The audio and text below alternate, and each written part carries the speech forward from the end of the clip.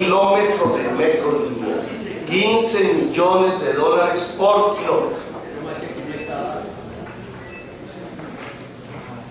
¿Qué base tenemos para dar esta cifra? El estudio que ya se realizó entre FACA y Fontibón, que está en fase 2, es decir, listo para comenzar construcción, hecho por el Departamento de Cundinamarca. El de Medellín, que ya ha sido autorizado, ya tiene estudios en fase 1 y que llega a una cifra similar, excepto cuando se tiene que errar. Y los de España, que cuando son superficiarios, han dado cifras entre 13 millones de euros y 15 millones de euros kilómetro en su territorio y a precios europeos. Esta es la cifra en la que se movería la unidad de construcción de 1 kilómetro en metro superficial. 1.300 millones de dólares. Hacia el BRT que estamos proponiendo. No podemos continuar construyendo Transmilenios a 40 millones de dólares kilómetro. No es por los nules, discúlpame.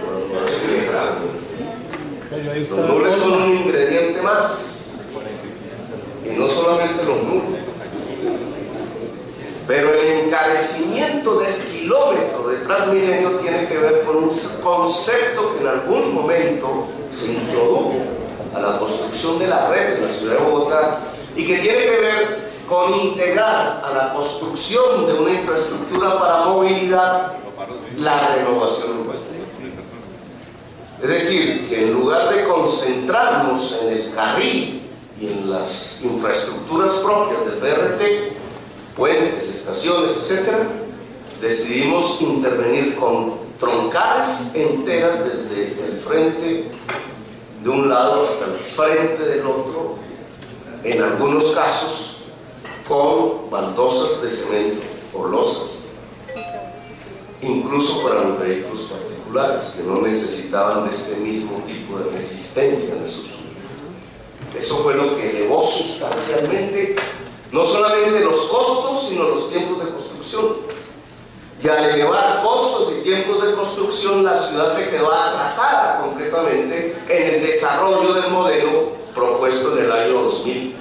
Y por eso los buses hoy no pueden prestar eficazmente el servicio que previamente se había considerado que podría entregar. Criterio de esta administración: volver al inicio.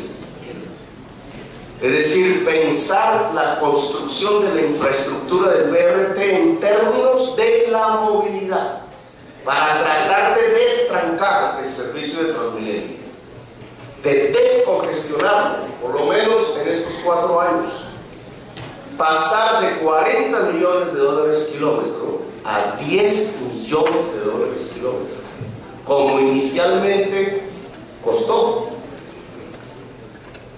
Si uno coge lo que dice el COMPES, que es la 68, la Boyacá y los interconectores, y unos interconectores fundamentales que son los que ligan la NQS a la Caracas y a la 68 por el norte y por el sur, estaríamos hablando de 77 kilómetros nuevos que a 10 millones de dólares kilómetros costarían 770 millones de dólares.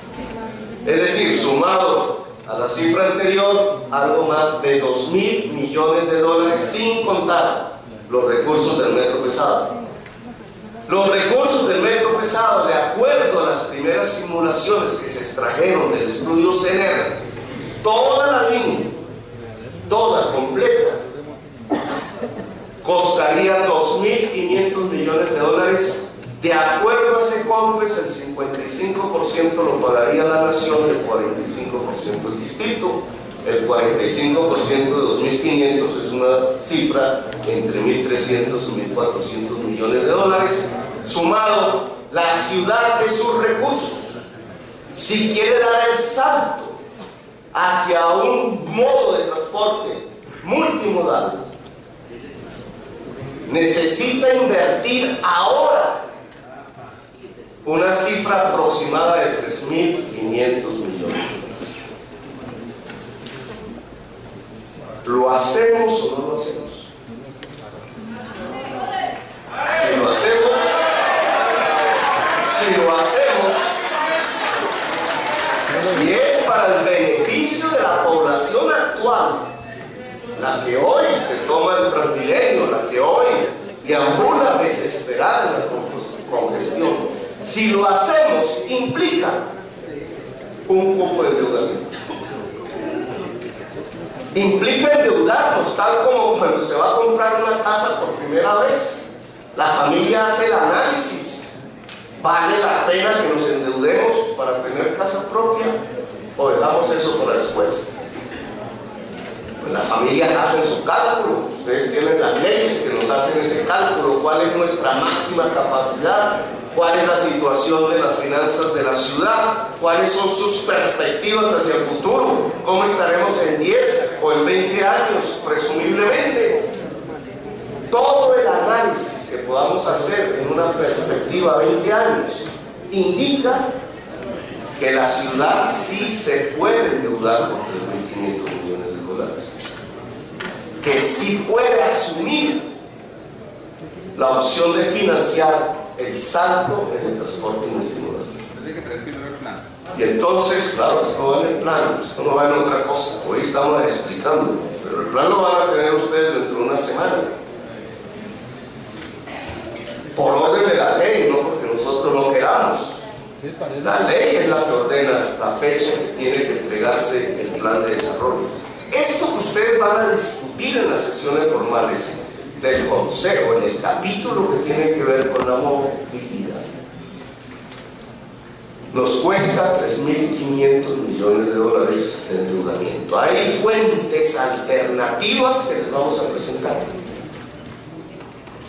Ustedes podrán estudiarlas, ver si estamos en lo cierto o no en lo cierto. Ustedes podrán confrontar las cifras, nos podrán decir si es posible o no construir carriles de Transmilenio 10 millones de dólares, o si no es cierto que 1 kilómetro de metro superficiario valga 15 millones de dólares al kilómetro. Claro que sí. Pero este plan implica un cupo de endeudamiento que nosotros tenemos que traer al Consejo en los próximos meses, concomitantemente incluso con la discusión del plan de desarrollo. Ustedes tendrán la oportunidad de aprobarlo, ¿no? La armonización primero. La armonización tributaria tendrá que ver con este año. Y cuando presentemos en noviembre el presupuesto del año entrante, ya lo que tendremos que presentar en relación a este tema son las partidas que gastaremos el año entrante en el transporte multimodal. Ese cupo de endeudamiento nos podrá autorizar no solamente las opciones para construir los BRT, la 68, la Boyacá, los interconectores, la red de ciclorrutas y la red de modo ferroviario, que será liviana por los vagones, no porque los rieles sean livianos, que serán los mismos que la red pesada o que el metro pesado, sino que además, si tenemos éxito en adelantar el cronograma del Banco Mundial para la construcción de la primera fase de la línea pesada, que arrancará desde el barrio Tintal con dirección al centro de Bogotá, entonces también tendrá que estar incluidas las partidas que le corresponden al distrito pagar por la construcción del metro pesado de la ciudad, que según este COMPES literalmente no se verían sino hasta el año 2015 y 2016, pero que nosotros queremos adelantar. ¿Qué tiene que ver entonces los 800.000 millones de pesos que estamos discutiendo? Pues obviamente, comparado con los 3.000 millones de dólares, poco,